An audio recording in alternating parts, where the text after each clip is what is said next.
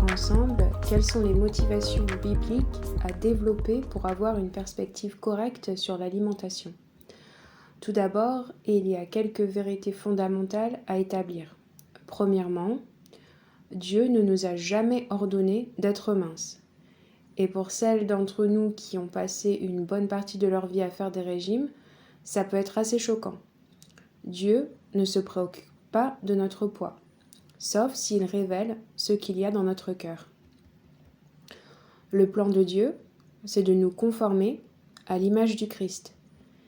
Et nous pourrions dire que la maturation en Christ a beaucoup à voir avec notre volonté d'être obéissante dans tous les domaines de notre vie, y compris nos habitudes alimentaires. Nous vivons dans une société où la minceur est une obsession malsaine. Et pour la femme chrétienne, chercher à ressembler à un mannequin, c'est une quête futile. Donc commençons dès maintenant à nous débarrasser de cette pensée mondaine. Nous devons nous défaire de la croyance selon laquelle être mince équivaut à être heureuse. Comme l'enseigne Romains 12, verset 2, « Ne vous conformez pas au monde actuel, mais soyez transformés par le renouvellement de l'intelligence afin de discerner quelle est la volonté de Dieu, ce qui est bon, agréable et parfait. » Notre joie vient du fait d'être en bonne relation avec Dieu, pas du fait de porter une taille 34. Et si nous sommes mamans de jeunes filles par exemple, nous devons être particulièrement attentives à ne pas accorder trop d'importance au corps entre parenthèses idéal. Parce que la majorité de jeunes filles qui adoptent des comportements associés à la boulimie et à l'anorexie viennent de foyers où la valeur est mesurée par l'adhésion à certaines normes extérieures comme l'apparence physique.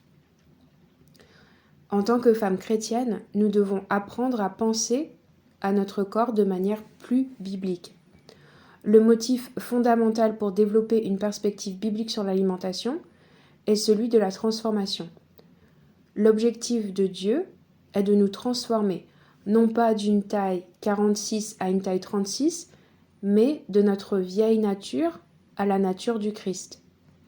Romains 8, versets 28 et 29 dit « Du reste, nous savons que tout contribue au bien de ceux qui aiment Dieu, de ceux qui sont appelés conformément à son plan.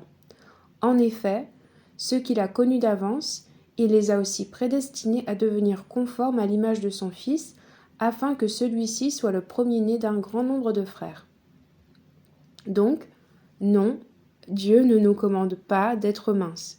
Il nous ordonne d'être saintes.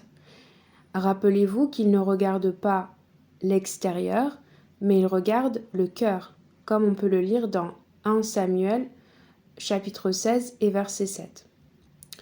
Deuxièmement, le seul motif satisfaisant pour tout ce que nous faisons est la gloire de Dieu et le plaisir de Dieu. 1 Corinthiens chapitre 10 verset 31 dit « Ainsi donc, que vous mangiez, que vous buviez, ou quoi que vous fassiez, faites tout pour la gloire de Dieu. » De ce fait, nous devons apprendre à manger d'une manière qui soit agréable à Dieu. Il ne nous suffit pas de perdre du poids, nous devons veiller à ne pas échanger le péché de gourmandise contre celui de la vanité ou de l'orgueil. Troisièmement, nous devons commencer à considérer notre cœur comme la maison du Saint-Esprit. Être obèse est un danger pour la santé et peut limiter notre efficacité à servir le Christ. Si nous appartenons au Seigneur, notre corps ne nous appartient pas.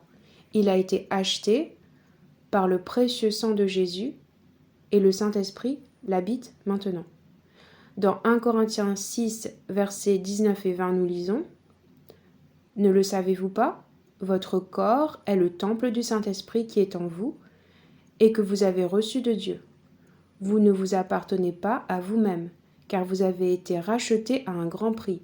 Rendez donc gloire à Dieu dans votre corps et dans votre esprit qui appartiennent à Dieu. » Et quatrièmement, nous devons nous rappeler que Jésus a payé un prix élevé pour notre liberté. Nous devons veiller à ne pas redevenir esclaves de notre chair une fois que nous avons été libérés. Rappelez-vous que l'un des résultats de l'œuvre du Saint-Esprit est la maîtrise de soi, comme on lit dans Galates chapitre 5 versets 22 et 23. Donc, soyez encouragés. Le Saint-Esprit vous enseignera à ne pas céder aux désirs de la chair, mais plutôt à marcher en conformité à la parole de Dieu. La vérité, c'est que nous pouvons réellement changer grâce à l'œuvre du Christ.